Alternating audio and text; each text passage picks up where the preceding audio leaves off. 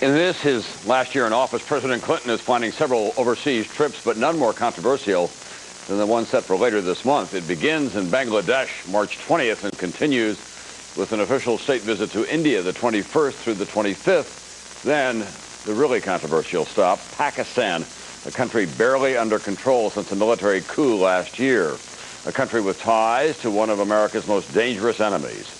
NBC's Jim Miklashevsky joins me now with some serious questions about presidential security on this trip. Jim? Tom, tonight, U.S. officials tell NBC News they've already received a number of terrorist threats tied to President Clinton's trip to Pakistan. The Secret Service considers Pakistan so dangerous, it's warned the president not to go. Protecting the president overseas can be a heart-stopping challenge. U.S. officials claim in Pakistan it will be an absolute nightmare. Pakistan has long been a hotbed of terrorism with a large number of Islamic fundamentalists, seething with hatred for the U.S. Worse yet, many are closely linked to the terrorist Osama bin Laden, America's arch enemy in hiding right next door in Afghanistan. In fact, U.S. officials believe Pakistan's own intelligence service actually has ties to bin Laden. Their worst fear is that U.S. Secret Service plans for President Clinton's security could go straight to bin Laden himself. Terrorist groups in Pakistan are heavily armed with sophisticated weapons, some with U.S.-made Stinger missiles that officials feared could be used to try to shoot down Air Force One. The president's plane has electronic countermeasures to defend itself in flight, but it could be an easy target on the ground for long-range rockets that can hit targets 20 miles away.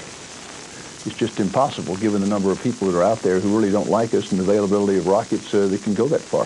While they won't discuss the details, the Secret Service is taking extraordinary steps to protect the president in Pakistan. U.S. military special forces will also be on standby just in case.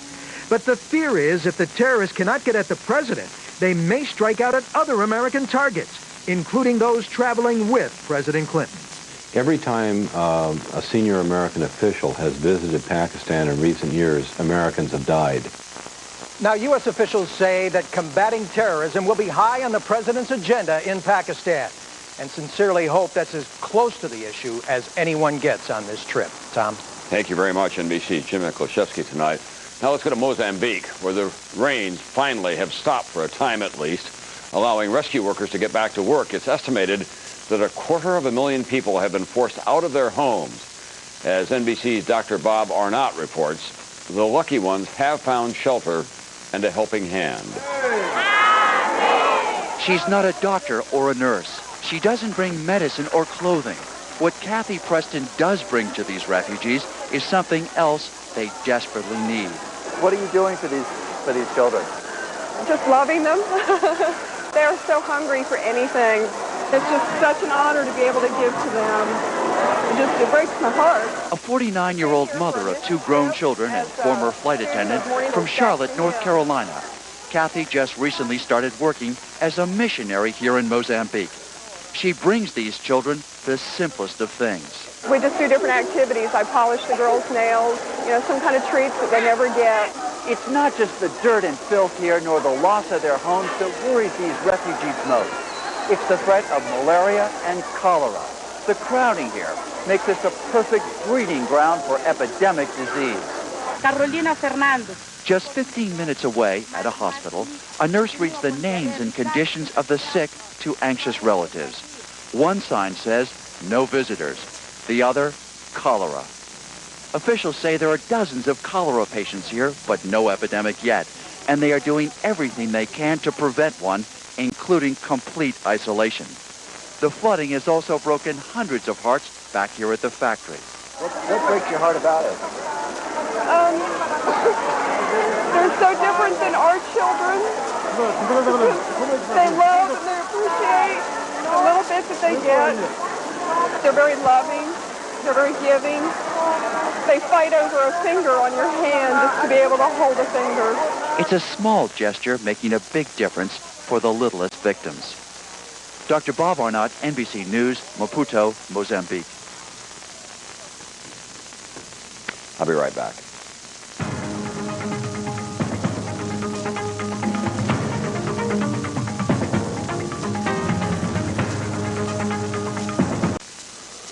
In the past couple of years, what with the turn of the century and reflections on the big events of the last 100 years, World War II has gotten a lot of attention. That, in turn, has generated some unusual and touching reunions.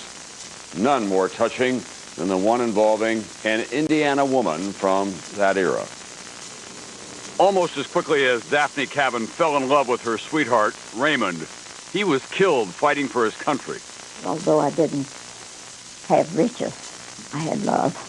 September 1944, a sniper's bullet in southern France. A short time later, a telegram arrived in Lebanon, Indiana. The door opened, I looked up, and I knew immediately. Decades later, she rediscovers a scrapbook, her keepsake of Raymond. In it, a story of love and war, even things he carried on the battlefield to remember her. The lock of my hair, that's the color it was then.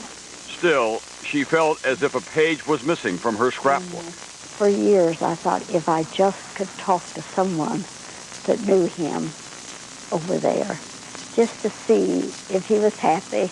A.C. Clark served with Raymond and saw him die. I remember standing there beside Raymond and thinking and looking at him and thinking, well, what could I do for his family? After the war, A.C. became a successful farmer and raised a family. When I got home, I began to say to myself, this was a good war movie and you need to forget it. Recently, he picked up a book of stories about World War II. So help me, as I opened it up, it fell open to Raymond's picture. When we heard his story, we brought his pal's widow to meet him. I'm A.C. Clark. Well, hello. My goodness, 56 years. Yeah, The day was filled with Southern hospitality. Our kind and merciful Heavenly Father, we thank Thee for days like this. And then, a chance to fill in the blanks. It's really been overwhelming and wonderful before I leave this world, that I could find out Answers to those lingering questions. Guided by A.C.'s memory and the memory of Raymond, Daphne's scrapbook came alive. I think that was his last picture. Well, that's kind of more like I remember him, I guess. He's a handsome guy. Yeah. A.C. told Daphne her husband was a good man, always happy, always speaking of her. He even remembered the lock of hair. He had that in his testament at one time. This is completing things for me. I've known peace that I didn't realize I had. I felt like Raymond was up there smiling down, saying, I knew this would happen sometime. That's Nightly News for Friday. I'm Tom Brokaw, and I'll see you back here again Monday night.